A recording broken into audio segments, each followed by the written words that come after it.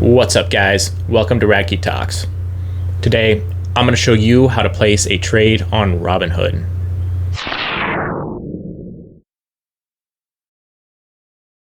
First step, go ahead and open the Robinhood app on your device. I'm going to be walking you through on Android. I'll do a separate one later for the iOS version, but they're pretty much the same. When you first open the app, you'll notice it takes you to your home screen where it gives you a little overview. You can see the buying power of your account. I've only got $10 in there because I drained out this account, moved it within Thinkorswim a while back, and pulled in $10 just so I can place a trade here and show you guys how to do it. Notice in the top right-hand corner, there's a little magnifying glass. Go ahead and click on that. It'll allow you to search for a stock. In my case, I'm gonna go with Riot. As you're searching, there's an autocomplete that's gonna pop up and suggest to you what the stock is that you're looking for. Now that I've clicked on Riot, it's going to pull up the Riot page. It's going to give me a little bit of details about it. You can scroll down, find out more information. It'll show you today's low. It'll show you today's high. It'll show you the 52-week low, the 52-week high. You can find a lot of fairly useful information here. But if you're going to research a stock, save that for an actual platform for that, something like TradingView or even Thinkorswim. I love Thinkorswim. I'm going to keep coming back to that constantly. And when you're ready to place the actual trade, go ahead and click that little trade button that you see in the bottom right-hand corner of it. It's going to open up the options that you have to trade. So you can trade options, you can buy, you can sell. Now, currently, I don't own any shares of Riot, so it's not going to give me the option to sell any because what am I selling? I'm selling nothing. And today, we're looking at the buy. So go ahead and click that buy button. The buy button is going to take you to a page where you can enter in the information you want to place the order with. So you'll see that there's number of shares at the top here. There's going to be market price and the estimated cost. So as you enter in the different numbers, that's going to go ahead and update automatically for you. And don't worry about hitting the review button because it's going to let you review all this before you actually place the trade. So just entering it in here is not going to place that trade for you. In the top right also says shares. This is where you can change how you want to place your order. For example, if you want to do a limit order instead of a market order, then you can go up here, you can click it, and it'll take you to this page where it'll show you the different options in which you can execute your trade. When it says buy in dollars, what it means is you can put X number of dollars into this trade and will only buy a certain percentage of shares.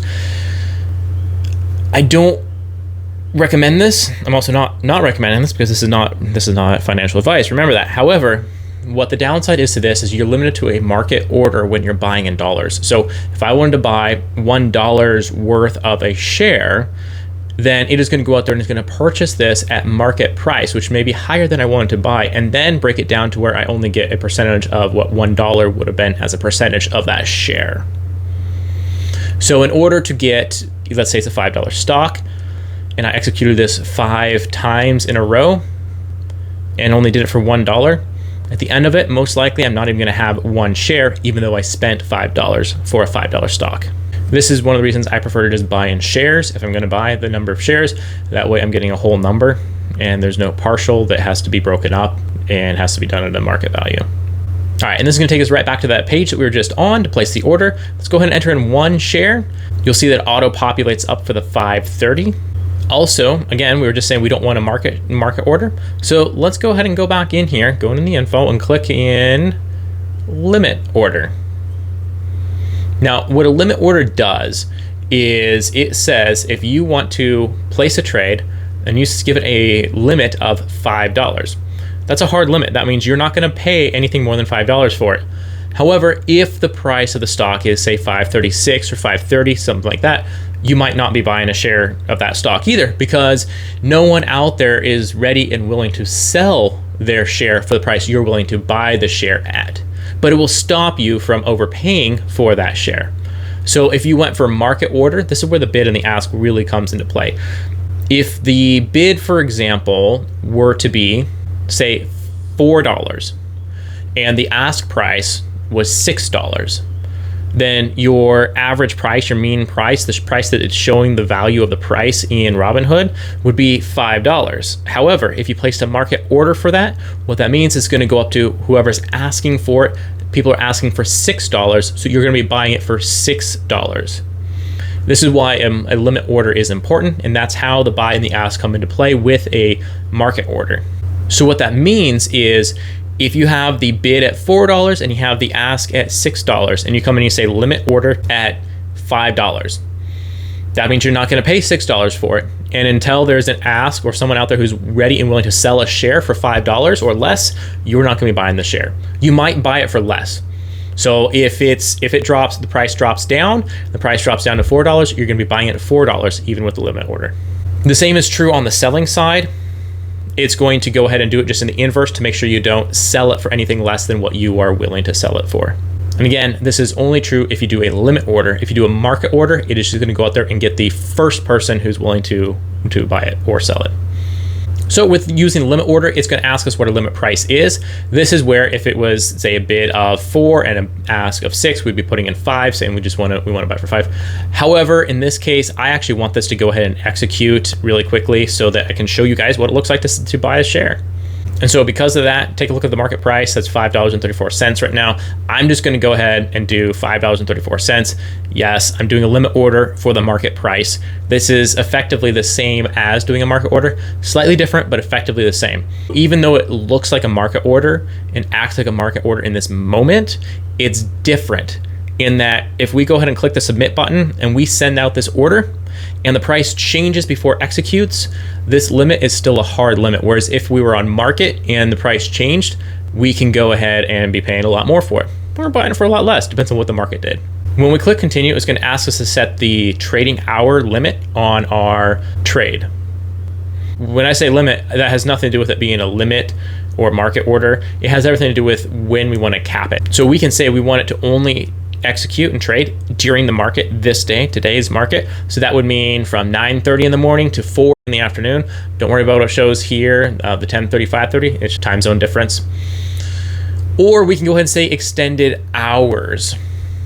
And if we choose extended hours, this would be pre-market and after-market that it would allow this to trade for.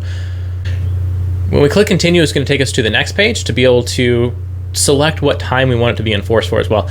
If we want it to only be today, like we'd make this trade today or not at all, then we click the first one, which is good till close. So that's close of the market today. Done. Out. We're not trading anymore. This, if it's still sitting there in queue, it'll be a dead trade the second the market closes today. Or we can go ahead and say, you know what? I just want to buy them at this price at some point from now until 90 days from now. You're allowed a 90-day window. And this is good for if you are going a little bit out of what the price actually is. So let's say the price is currently at $6 and you just want to buy it at some point. If it dips down to $5, you want to go ahead and buy it. This is one of the ways you can do that. So you can go ahead and set this up and say, hey, in the next 90 days, if it ever dips down to $5, go ahead and execute these trades. Bam, done. And when you click continue, it's going to take us right back over to this order page. Everything's looking good. We're trying to place a trade for 1 share at $5.34, which is exactly the market price. So we expect this to be able to execute pretty quickly. So I click the review button. Over here on the review page, we see exactly what I just said about it with an order summary with a nice little note at the bottom that says you are placing a good for day limit order to buy 1 share of Riot. It's exactly what we just said. That's exactly what we want. It is a good for a day. It is going to end at the end of the day. It's a limit order. We don't want to pay anything more than $5.34. That's the market price, so it should go pretty quickly. And we only want to buy 1 of them at this time. And then it gives a little explainer as to what's actually going on there. Your pending order, if executed, will execute at $5.34 per share or better. We swipe up to place the trade. And as you see, just like that, it executed. So we now have 1 share of Riot. And we only paid $5.32 for it. Check that out.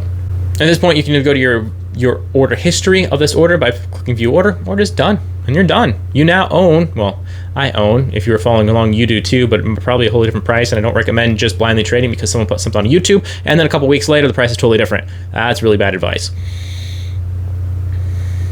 And when we come back into the Riot page, we can see it shows us that we own 1 share. We are the happy owner of 1 share. It's also going to show the market value. You'll see it's $5.30. So we're actually now losing 2 cents. It's gone down since we clicked that little submit button.